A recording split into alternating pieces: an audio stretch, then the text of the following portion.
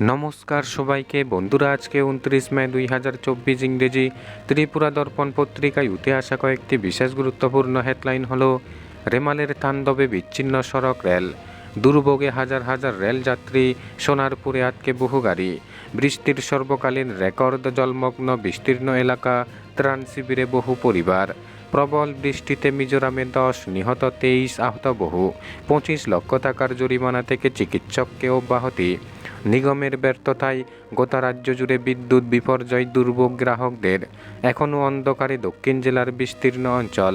বন্ধুরা, প্রথমে আমরা যেই হেডলাইনটির বিস্তারিত আলোচনা দেখব, সেই হেডলাইনটির নাম হলো দুর্ভোগে হাজার হাজার রেলযাত্রী, সোনারপুরে আটকে বহু গাড়ি।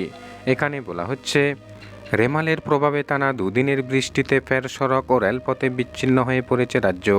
মঙ্গলবার সকাল থেকে বদরপুর লামডিং সেকশনের হাফলং এলাকায় রেল লাইনে জলকাদা সহ 10 পড়ায় সমস্ত ট্রেন আটকে পড়ে মাঝপথে।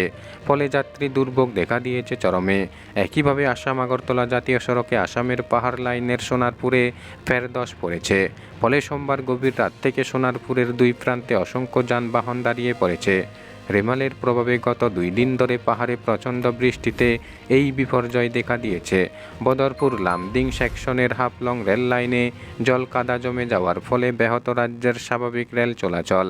হাফলং ও বদরপুর দুই পাশে রেল চলাচল আটকে দেওয়া হয়েছে মঙ্গলবার সকাল থেকে। পরিস্থিতি এমন পর্যায়ে এসে দাঁড়িয়েছে, আগরতলা থেকে রওনা হওয়া বিভিন্ন দূরপাল্লার রেলগুলি বদরপুর থেকে ফিরে আসছে আগরতলায়। হামসফর এক্সপ্রেস মঙ্গলবার সকাল 5:30টায় আগরতলা রেল স্টেশন থেকে বেঙ্গালুরুর উদ্দেশ্যে যাত্রা করেছিল। দুপুর 1টায় এই রেল বদরপুর পৌঁছায়। দিনভর রেল লাইন বন্ধ থাকার ফলে বদরপুরে ট্রেন আটকে থাকে। এতে যাত্রীরা প্রচণ্ড সমস্যায় পড়ে। বদরপুরে রেল আটকে থাকার পর বিকাল 4টায় এই ট্রেন ফের ফিরে আসে আগরতলায়।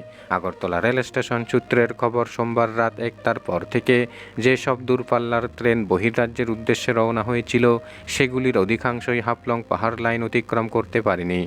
এর আগেই হাফলং এলাকায় রেল লাইনে জল ও খাদা সহ 10 পড়ায় চলাচল অযোগ্য হয়ে পড়ে রেল লাইন। ফলে বাধ্য হয়েই আগরতলা থেকে বহির্রাজ্যের দূরপাল্লার ট্রেনগুলি পুনরায় আগরতলায় ফিরে আসে।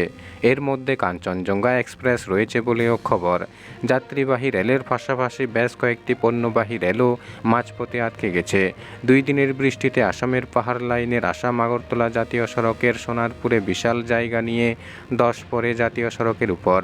ফলে মঙ্গলবার গভীর রাত থেকেই যানবাহন চলাচল বন্ধ হয়ে যায় আসাম আগরতলা জাতীয় সড়কের সোনারপুরে। ফলে সোনারপুরের দুই প্রান্তে আসাম, মিজোরাম, মণিপুর, আসামের বরাক উপত্যকা সহ ত্রিপুরার অসংখ্য যানবাহন দাঁড়িয়ে পড়েছে সড়কের দুই প্রান্তে। গাড়িতে আটকে পড়ে চরম দুর্ভোগের মধ্যে রয়েছে যাত্রীরা। এর মধ্যে সোমবার রাতভর ঝড় বৃষ্টি চলতে থাকে। মঙ্গলবার বিকেলেও পাহাড় এলাকায় বৃষ্টি শুরু হয়। অতিবৃষ্টিতে রেল ও সড়ক পথে যানবাহন চলাচল স্বাভাবিক হতে অনেকটা সময় লাগবে বলেই খবর। সংবাদ লেখা পর্যন্ত রেলের পক্ষ থেকে কোনো সরকারি বিবৃতি মিলেনি। ফলে রেল চলাচলের পরবর্তী সূচি জানা সম্ভব হয়নি। বন্ধুরা, খবর আপাতত এই পর্যন্ত। বাকি থাকা হেডলাইনগুলির বিস্তারিত আলোচনা পরবর্তী ভিডিওতে তুলে ধরা হবে। ধন্যবাদ সবাইকে ভিডিওটি দেখার জন্য।